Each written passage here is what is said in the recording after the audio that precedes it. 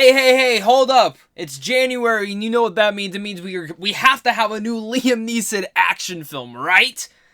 Well, we do, and it's time to talk about it.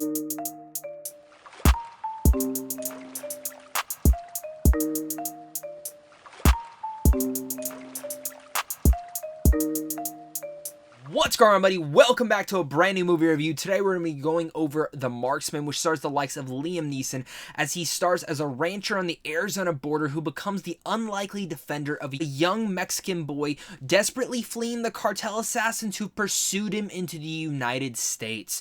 Now, of course, if you guys are new here, though, and you guys enjoy just talking movies, TV, games, then this is the channel for you guys. Make sure to hit that like and subscribe button so we can keep talking that over here on a daily basis, as well as comment down below and let me know your guys' thoughts. Are you guys excited for this film? Are you not? Let's discuss it. So typically when Liam Neeson comes out with a brand new film around January, usually, like a couple years ago, it was Cold Pursuit, and most notably just a couple months ago we actually got The Honest Thief. And even looking back further, we've had tons of films where Liam Neeson plays this same kind of brooding, grisly role as the savior or hero to someone in the world. And Liam Neeson plays these roles to a T. Now, some of these movies, they're great, and some movies are okay, and some movies are bad, and even some are fine.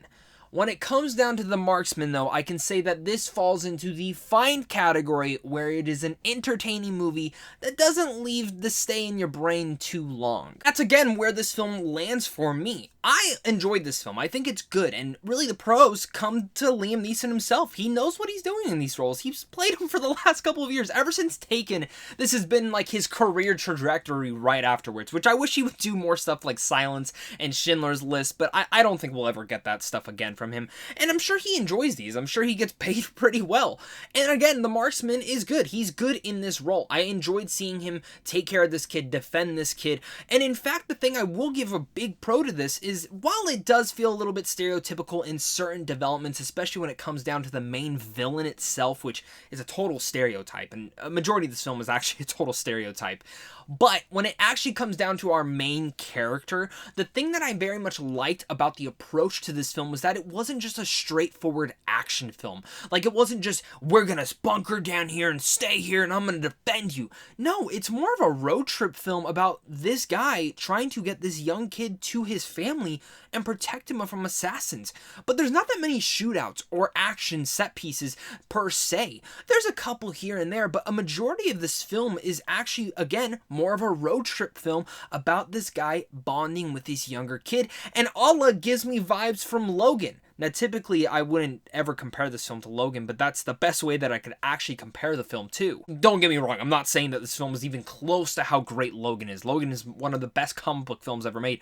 The Marksman is a fine little entertaining film that is more of a road trip film than an action film. And I think if you go into that with that frame of mind, you might enjoy this film a little bit more than I did. Because I went in this film thinking it was going to be a straight action film, hunkered down Rambo style, and it wasn't that at all. There's some good action scenes in here, and sometimes the editing for them is alright. It's not terrible, but you can clearly tell that Liam Neeson's getting to that age where he can't do all the scenes that he needs to do, but the action is entertaining for the most part. It's nothing new that you've seen, but it's still there, and it's something that's passable to watch. Again, the big pro to this film is that road trip, that subtlety of these two bonding along the way, and in general, they've both lost a lot in their lives, and very much the stuff that they are going about and bonding was the thing that I very much was actually the most intrigued with while watching this film. In their discussions, their ideologies, and again, the parallels to how much they actually are alike were, again, the best part about this film. And I'm happy to see that Liam Neeson is taking on at least action films, yes, that fit that T that he's good at, but at least fit a new parallel that is a little bit different than the typical ones that we've seen before, such as Honest Thief, all the Taken films, and even Non-Stop. Cold Pursuit was actually a very much different trajectory for what that film was and how different of a Liam Neeson movie it was, and while I think that film was way better than this one,